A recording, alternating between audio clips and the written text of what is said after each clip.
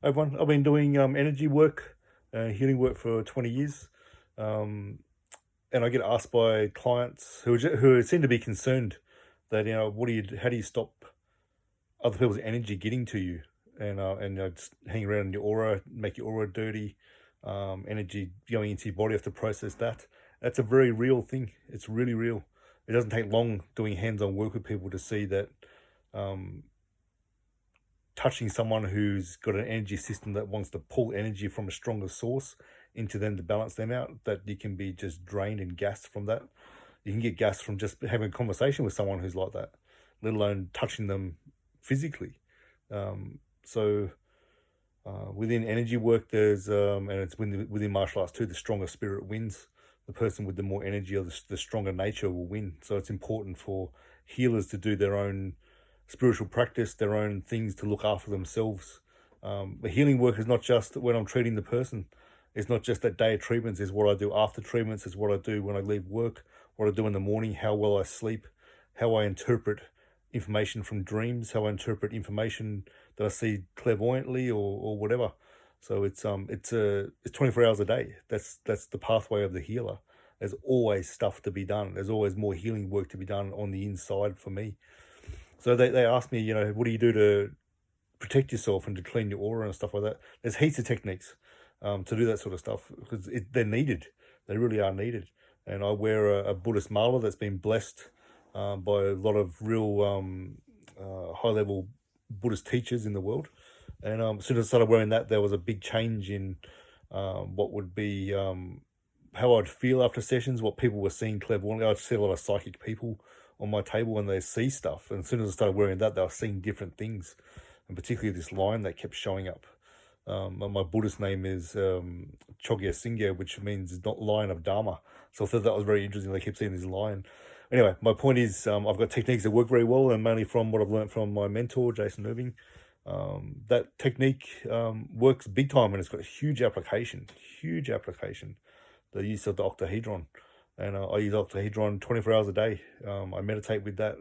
I use it to rebuild my energy. I use it to help getting my energy back down if something's been a bit too flighty in a session.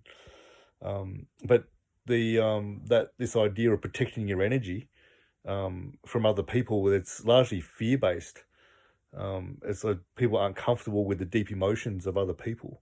So it's more when the deep emotions of someone else, whether it be shame or guilt or depression in particular, when that comes out in a person, they're expressing that you feel you'll be tainted by that energy. It only taints you if you're not comfortable with that emotion within yourself. And so the auric protection things, energy protection things, they work to a big degree, but there's a deeper part, and that's what most people don't understand. I get the impression was that sometimes no matter what protection work you do, things get in. And they get in because what that person has initiated inside you has activated the mirror or the trigger inside you. So the next part is, what do you do with that? We have to have techniques to process and ask that trigger, what is it you're here for? How did you get in? There's obviously a big message here. So for me right now, I'll occasionally feel energy stuck in my liver, in my gut, and that's where big problems I'm having in my own health.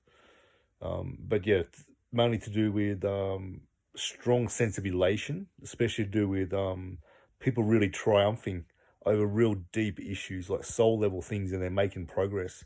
That really brings a lot of sadness up for me, and it's a sadness of joy, like celebration energy, and that can make my energy go up. I cry in front of clients if that sort of stuff comes up. That transparency I feel is important.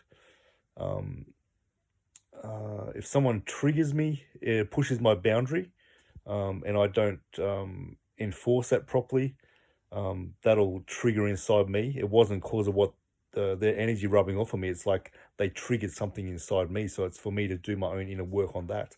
So that client becomes a huge teacher. Initially, it's a total pain in the ass, especially when I've been treating all day and I've got to go home and now process this stuff because it'll affect my sleep if I don't. So that's some area that I'm struggling with at the moment, but that's a lifestyle sort of thing that I'm working with at the moment, and I'm making changes with that.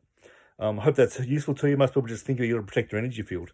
It's more than that. It's look at the mirrors that are inside and have tools that help you unlock the insights within those mirrors, because anything that comes up that's a trigger has a huge potential and opportunity for growth and for healing of that area. It's just highlighting exactly where you need to go for the healing.